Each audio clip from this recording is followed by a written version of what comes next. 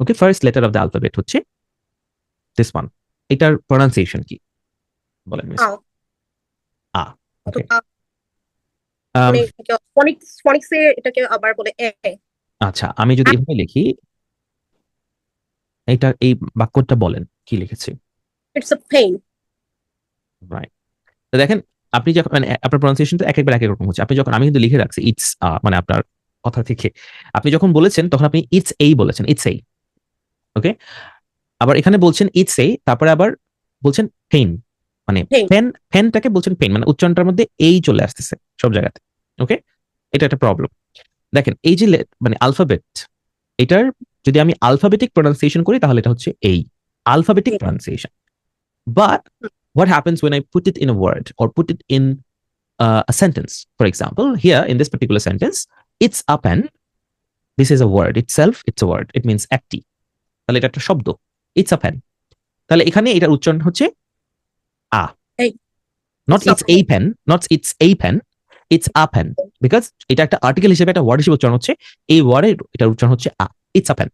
Not it's a pen. তাহলে এখন দ্বিতীয় কথা হলো, আমার নামের বানান লিখেছি তাই না? এন, তারপর যখন লিসনিং এ আপনারা শুনেন না, অনেক সময় বানান করে বলে না, একটা নামের বানান বলে কিন্তু।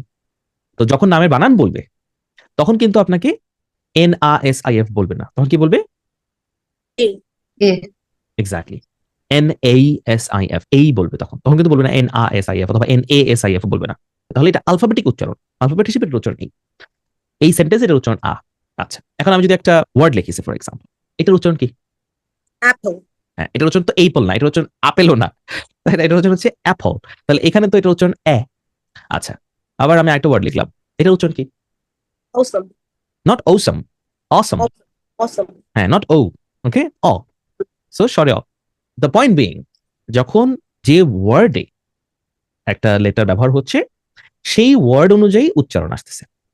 এখন ফান্ডামেন্টাল ফনেটিক যে কোর্সগুলো আছে বা প্রনাউন্সিয়েশনের যে কোর্স আছে, প্রনাউন্সিয়েশন তো না, ফনেটিক্স কোর্স বলা হয় এগুলোকে, বিকজ তারা আইপিএ পড়ে, ইন্টারন্যাশনাল ফনেটিক আলফাবেটস পড়ে, সাউন্ডস পড়ে। মিথ হচ্ছে যে সাউন্ডস পড়বেন তাহলে আপনি যে কোনো ওয়ার্ডের প্রপার উচ্চারণ করতে পারবেন। That's absolute bullshit, sorry for my French. আমি আপনাদেরকে কয়েকটা ওয়ার্ড লিখে দেখাইছি। ফর এক্সাম্পল, একটা ওয়ার্ড লিখলাম CHAIR, আরেকটা ওয়ার্ড লিখলাম CHASM, আরেকটা ওয়ার্ড লিখলাম CHIC, আরেকটা ওয়ার্ড লিখলাম CELLO। সবগুলো ওয়ার্ড একটানে বলে যান, উচ্চারণ করে যান। চেয়ার, এটা হচ্ছে ছ্যাম বা এই টাইপের কিছু ওকে, একটা হবে। চ্যাম্প, তারপর নেক্সট ওয়ান চিক, তারপর তার হচ্ছে চালো। চেয়ার, চেজন, চিক, সেলো। কুইক। চেয়ার, চাজেম, চিক, সেলো। চেয়ার, চেজম, চিক, সেলো। ফার্স্ট ওয়ার্ডের উচ্চারণ হচ্ছে চেয়ার, আর এর উচ্চারণ সাইলেন্ট। ওকে, চেয়ার। তো এখানে CH এর উচ্চারণটা হচ্ছে চয়ের মতো, চেয়ার।